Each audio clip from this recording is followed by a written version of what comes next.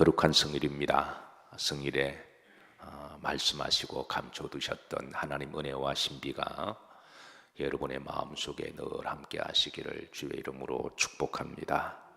자, 오늘은 히브리서 사도가 믿음의 법정에 세운 11번째 정인 라합이라고 하는 사람인데요. 자, 이 라합이라고 하는 이름 앞에 수식어가 붙어 있는데요. 영광스럽지 않는, 자, 우리가 발음하기도 조금 민망한 그런 수식어가 있습니다. 잘 알고 있지만 우리가 라합하면 자동적으로 따라오는 그녀의 대명사가 있습니다.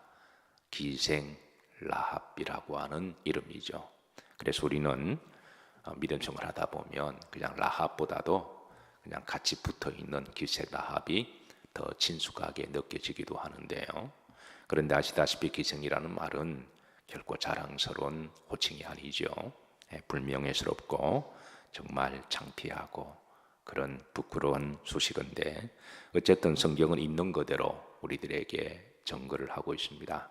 31절, 자, 한번 다 같이 합독하십니다. 믿음으로 기생 라합은 정탐꾼을 평안히 영접하였으므로 순종하지 아니하는 자와 함께 멸망하지 아니하였도다. 자, 기생 라합은 실존적으로 그녀가 어떻게 살아왔는지 이제 우리가 뉘앙스를 가지고 있는데요. 근데 이제 기생 라합은 그녀의 삶의 모습이었다면, 중요한 것은 그 앞에 또 다른 수식어가 있습니다. 이 단어 하나가 그녀의 삶을 완전히 변환시키고 또 불쌍하고 저주받고 고통받는 여인에서 완전히 터닝 포인트 하게 되는 축복의 여인으로 그래 바꾸어주는 그런 단어입니다. 그래서 이 단어가 얼마나 귀중하고 복된 것인지, 이 기생 라합에게 있어서 앞에 이 단어가 없다면 그녀를 심판하시는 하나님 앞에 그녀는 정죄받고 영원토록 심판을 받을 수밖에 없는데요. 비록 그녀가 기생의 삶을 살았다고 할지라도 그 앞에 있는 단어 때문에 모든 것이 다 상쇄가 되어지고 모든 것이 다 이제 전화위복이 되는 그런 단어죠. 얼마나 귀하고 복된다는 줄 모릅니다. 자, 그 앞에 뭐가 있습니까? 믿음으로. 이 믿음으로라는 말이 기생 라합의 인생을 바꿔놓고 또 그녀를 심판해서 축복으로 그렇게 바꿔주셨듯이, 히브리서 사도가 전하고자 하는 복음은 우리가 믿음으로 살아야 한다고 하는 것이죠. 우리가 세상을 살아갈 때 믿음을 잘 모르고 하나님을 잘 모를 때는 자기 생각으로, 자기 지식으로, 또 자기 경험으로 이런 걸 가지고 살아가야 똑똑하고 잘 사는 거라고 생각하는데, 그런데 자기 생각, 자기 지식은 하나님 앞에 볼 때는 이런 말하기 좀 그렇지만 다 잔머리일 수가 있습니다. 다 이 잔머리고 잔꾀일 수가 있다라는 거예요. 그래서 하나님이 보실 때는 우리가 믿음으로 하나님을 전적으로 신뢰하고, 전적으로 신뢰하고 하나님이 말씀하시는 대로 그렇게 믿음으로 사는 것이 가장 복된 인생인 줄로 믿으시기를 주의 이름으로 축복합니다. 세월이 지나서 우리가 하나님도 알고 그리고 믿음도 알게 되면 그동안 내 생각과 지식이 다 잔꾀라는 것을, 잔머리 아무리 좋아봐야 그게 아무런 소용도 없잖아요. 그냥 묵직하게 믿음으로 살아간 인생, 나중에 하나님이 평가하실 때 그때 착하고 충성된 종이라고 하는 칭찬을 받으실 줄로 믿으시길 바라고, 스스로 똑똑하다고 자청하는 똑똑이들이 많은 세상에, 그리고 자만하고 잔머리 많이 굴리는 세상에, 이런 시대에 오직 믿음으로 다시 한번 마음을 되짚으시고 그렇게 각오하시고 살아가시는 여러분과 저가 되기를 주의 이름으로 축복합니다. 자, 이 기생이라는 말은 이게 이제 조나라는 말입니다. 원래 이 용어는 장녀를 말합니다. 그 당시에 몸을 팔고 먹고 사는 장녀를 말하는데요. 그녀가 어떻게 장녀가 된지는 정확하게 알 수는 없어요.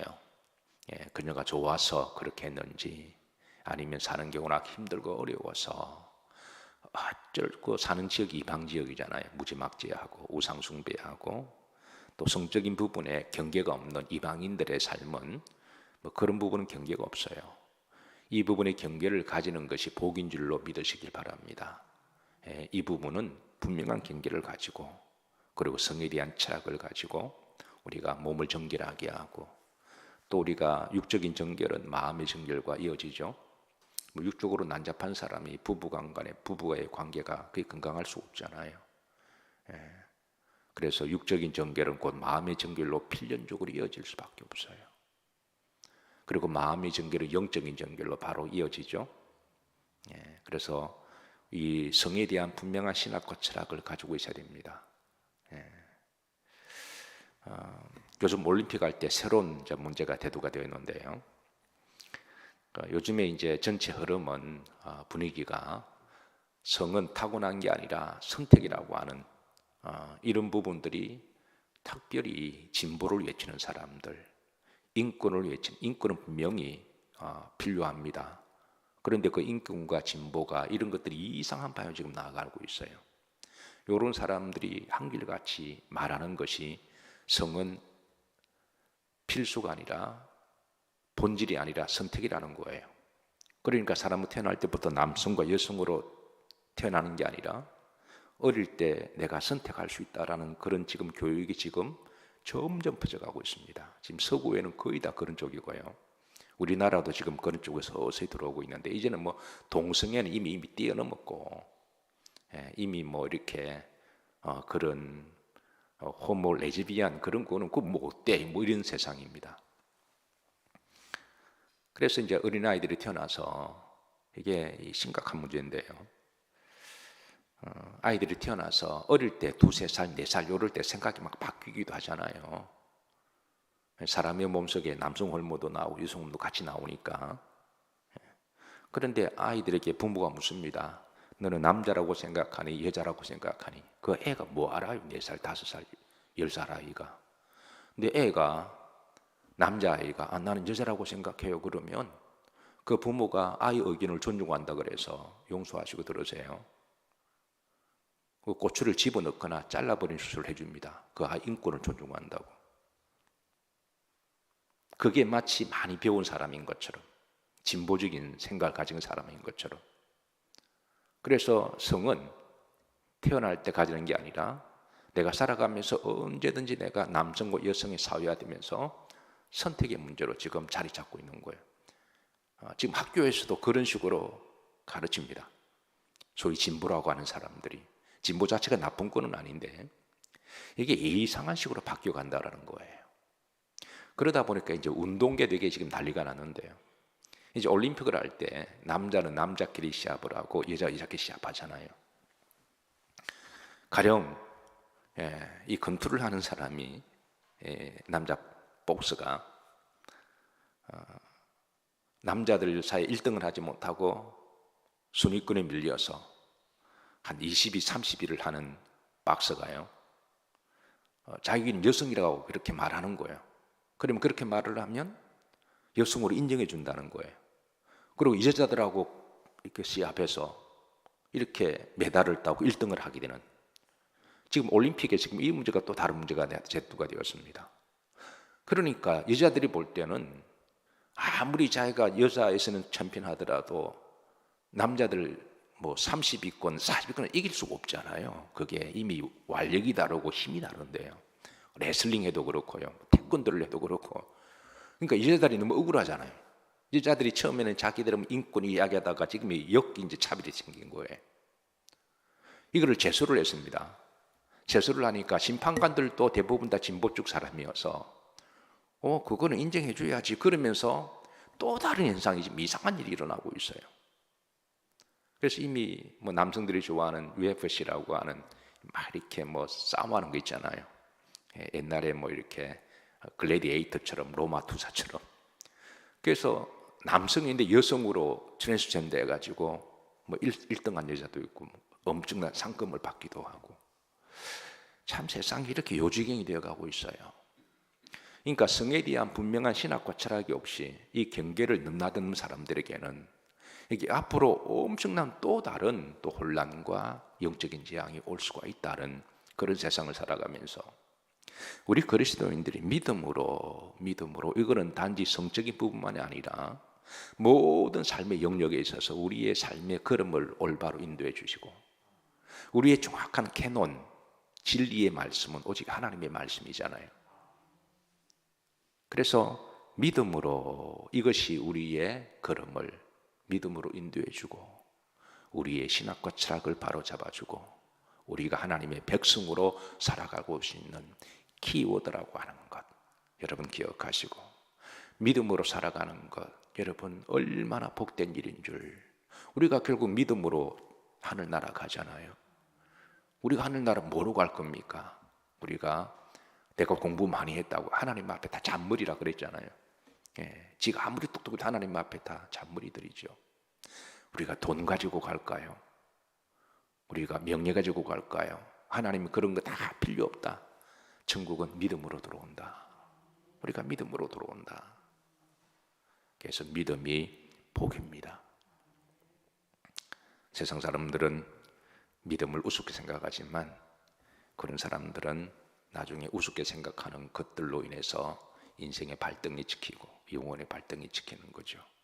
여러분 믿음으로 살아가시기를 주의 이름으로 축복합니다. 자, 믿음으로 기생 라합은 얼마나 복된 인생인지를 모릅니다. 자, 아시다시피 기생 라합은 이방지자였습니다. 여리고라고 하는 그 도성 자체가 이방 지역이니까. 그리고 우상을 숭배하는 지자였어요. 옛날에 이방인들은 다 우상과 같이 갑니다. 그것도 한 신이 아니라 여러 잡신들. 그리고 그 잡신들하고 또 연관된 게 또 이제 성적인 문란함과 같이 있고요. 그리고 뭐 먹고 마시고 지 멋대로 살아가는 게 우상 숭배하는 사람들에게 우상 숭배하는 사람 결국은 지 멋대로 살겠다는 거예요. 말이 내가 다른 신을 섬긴다는 거지 영적으로 보면 지 멋대로 산다는 사람들입니다. 오직 하나님만을 섬긴다고 하는 것은 내 멋대로 살아가지 아니하고 오직 믿음으로 살겠다는 거거든요. 그러니까 사람들이 자꾸 신앙을 이용해서 나는 어떤 종교 가지고 있다 그러는데 여러분 이거는 고귀한 변명이고 실제로 들어가 보면 우상 숭배하는 사람들은요 지 멋대로 살아가는 사람들이에요. 우리가 예수님을 믿는다고 하는 것은 먹든지 마시든지 무엇을 하든지 다 하나님의 영광을 위하여 살아가는 사람들이 있잖아요. 그러기 위해서는 삶에 분명한 규범이 있습니다. 방향이 있고 목적이 있고 동기가 있고 이거를 항상 기억하고 살아가는 사람이 바로 그리스도인들이죠. 흥미로운 것은 그녀의 이름입니다. 그 라합이라고 하는 이름이 그녀의 본명일까 아니면 별명일까? 여러분 어떻게 생각하세요? 신앙생활을 좀 어느 정도 하신 분들은 우리가 흔히 그냥 듣다 보니까 라합, 기생 라합 듣다 보니까 그 라합에 대해서 한번 또 거기에 대해 정보가 많이 없으니까 이해는 됩니다. 라합에 대해서 라합이 여러분 부모가 지어준 이름일까요? 아니면 세상 살다 보니까 세상 사람들이 지어준 별명일까요? 여기에 대해서 옳다 그르다는 말할 수는 없어요. 궁금하시면 나중에 천국 가서 물어보세요. 라합을 만나면 야, 너 본 이름이냐 별명이냐. 그러나 우리는 현관 사이에 얼마든지 추측이 가능하고요. 이 추측이 우리들의 삶하고도 연관되어 있을 수도 있습니다. 라합의 이름의 뜻은 고대 근동 지방에 흔히 있는 바다 속에 사는 괴물을 말했습니다. 우리가 옛날에 뭐 용, 이무기 그렇게 여러분 이무기 같은 경우도 어떤 이제 사람들이 신화 속에 만들어진 그런 동물이죠. 라합이 그렇습니다. 거친 바다 속에 사는 괴물, 무섭고 그리고 알 수 없는 10년의 바다 밑에 사는 괴물이 나와서 가끔 지나가는 배를 뒤집어 놓고 이런 아주 그래서 악마라고도 그렇게 불리기도 했습니다. 옛날에는 바다를 세상을 상징했죠. 특히 항해하는 뱃사람들에게 있어서는 정말 라합은 무시무시한 그런 지옥의 사자일 수가 있는데요. 세상에 어느 부모가 자기 자식을 낳고 악마라고 지어진 부모가 어디 있을까요? 부모의 마음은 자식이 태명을 지었더라도 똑똑이, 축복이, 사랑이, 기쁨이 이렇게 지어주지, 그 뱃속에 있는 애를 너는 악마다 이렇게 지어준 부모가 어디 있을까요? 너는 바닷속에 사는 괴물이야. 그래서 우리가 그 이름을 보면 본명이기보다는 아마 별명이지 않을까. 아마 기생이라고 하는 삶이, 아마 그녀가 어릴 때부터는 아마 그도 순박하게 살고 싶었겠죠. 꿈 많은 소녀로 살아면서. 그런데 인생이 그렇게 만들 경우도 인생의 운명을 만들기도 하잖아요. 예, 전쟁을 겪고 또 수없는 고난과 가난 속에 살아가다 보니까 잡초처럼 인생이 독해지고 악밖에 남지 않아서, 그래서 어떻게 결혼하고 가정을 또 꾸리는데 그 남편마저도 남편이 아니라 남의 편이고, 그리고 폭력을 행하고, 어쨌든 뭐 그녀의 삶을 유추를 해보면, 그래서 기생이 될 수밖에 없는 삶이었다면, 그녀가 기생이라고 하는 뉘앙스 속에 어떤 과거를 겪었는지, 어떻게 살아가고 있는지, 앞으로도 어떻게 살아갈 것인지 우리가 짐작이 되잖아요. 그래서 자신의 몸을 팔아서 돈을 버는 여자의 마음은 서글프고 안타깝지만 또 다른 속에는 악밖에 남지 않는, 그렇게라도 자식을 키우고 가정을 이끌어가야 하는 아마 그 여자의 마음을 우리는 충분히 이해는 됩니다. 그래서 아마 그녀를 겪었던 남자들은 그녀를 보면서 저거는 악마야, 저거는 마귀야, 저자는 거칠어, 저자는 무슨 여자야, 그렇게 해서 주변 사람들이 그녀의 별명을 라합이라고 불러주지 않았을까. 이거는 이제 목사로서 성경을 묵상하다 보면 행간 속에 가지는 생각인데요. 틀릴 수도 있습니다. 궁금하시면 나중에 천국 가서 한번 라합을 만나면 한번 물어보세요. 어쨌든 기생 라합의 삶은 이 세상에서 가장 육적으로도 영적으로 어둡고 더럽고 고통의 삶을 살았다고 해도 과언이 아닌데요. 성경에 보면 이런 비극적으로 고통스럽고 저주 속에 살아간 사람들이 많이 나와요. 그런데 그 중에 대표적인 사람이 이 라합인데요. 그런데 또 여기에 또 반전이 일어나요. 이런 그녀가 결국은 가장 축복받은, 가장 그 인생이 변화가 되는 대표적인 또 한 사람을 들라면 기생 라합이기도 해요. 여기에 인생의 반전이 있습니다. 야고보서 사도는 말하기를 세상과 벗된 자가 가늠한 사람이다 그랬잖아요. 우리도 한때 복음을 진정으로 알기 전에 세상이 다 가늠한 자들 아닌가요? 그런 가늠한 저희들이 예수님을 만나서 정결한 신부가 되고 자신의 영광을 위해서 지멋대로 살아가는 인생이 하나님의 영광을 위하여 남은 생에 거룩하고 가치 있게 믿음으로 살아가는 것, 이게 여러분 반전이 아닌가요? 에베소서 2장에서는 너희는 본질상 마귀의 자녀였더니, 사람들이 라합을 저건 악마야, 저건 괴물이야 말하듯이 우리도 태어날 때부터 마귀의 자식으로 태어났잖아요. 본질상 진노의 자녀였더니, 그런데 예수 그리스도의 은혜로 말미암아 하나님의 자녀가 되었도다. 바로 이게 우리 인생의 반전이죠. 그래서 모든 인생은 인격적으로 영적으로 언젠가는 예수 그리스도를 만나야 됩니다. 그렇지 않고서는 인생의 반전이 있을 수가 없어요. 내 인생의 정말 반전은 믿음으로 복음을 만났을 때, 그리고 그 복음을 만나고 믿음으로 살아갈 때, 그때에 정말 인생의 반전이 되는데, 여러분 잘 아시다시피 제가 또 일전에도 설교했지만 나중에 이 기생 라합이요, 다윗 왕의 왕 할머니가 되죠. 다윗의 족보에 올라가면 다윗 그러면 유다 왕족의 최고의 족보잖아요. 그 족보에 그 기생 라합이 족보 올라갔다고 하는 것. 기생 라합이 노년에 얼마나 복되었을까요? 기생 라합이 두 정탐꾼을 잘 대접함으로, 그리고 나중에 그 이제 두 정탐꾼 중에 한 명인 살몬과 결혼하잖아요. 예. 그래서 살몬과 결혼함으로 정말 새로운 인생을 살아갑니다. 과거의 모든 기생했던 삶은 다 청산하고, 뭐 그제가 재혼했던 아니든 간에 일단 기생의 삶을 청산하고 하나님의 사람 살몬과 이제 결혼하고, 결혼해서 하나님이 자녀의 복을 주셨고 보아스를 낳죠. 그리고 하나님은 그 보아스를 축복하셔서 이제 거부가 되게 하시고, 보아스가 나중에 이제 이새를 낳고, 이새가 나중에 다윗을 낳잖아요. 그러니까 얼마나 반전에 있는 인생인가요? 가장 비극적이고 고통과 눈물 속에 살았던 어두웠던 여자가 믿음으로 그녀의 삶이 반전이 되고 또 반전이 되고, 그녀의 자식에서 여러분 다윗이 나올 줄 누가 생각했을까요? 아마 기생 라합도 가장 놀란 사람이 본인일 거예요.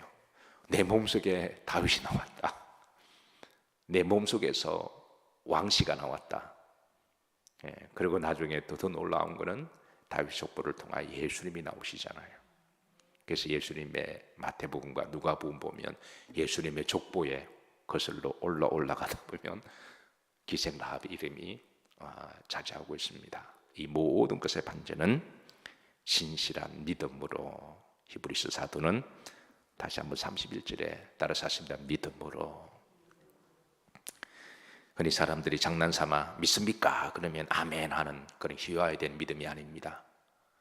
그 거룩한 믿음을 사람들이 막 장난질 해가지고요, 그래서 농담 비슷하게 사람들에게 그냥 구호처럼 믿습니까? 농담 삼아 믿습니다. 그런 좋지 않는 감정 때문에 믿음이 점점 희화가 되고, 믿음을 말하지 아니하고 믿음을 우습게 보는 세상 속에서, 그러나 거룩한 것은 거룩한 것이고 복된 것은 복된 것입니다.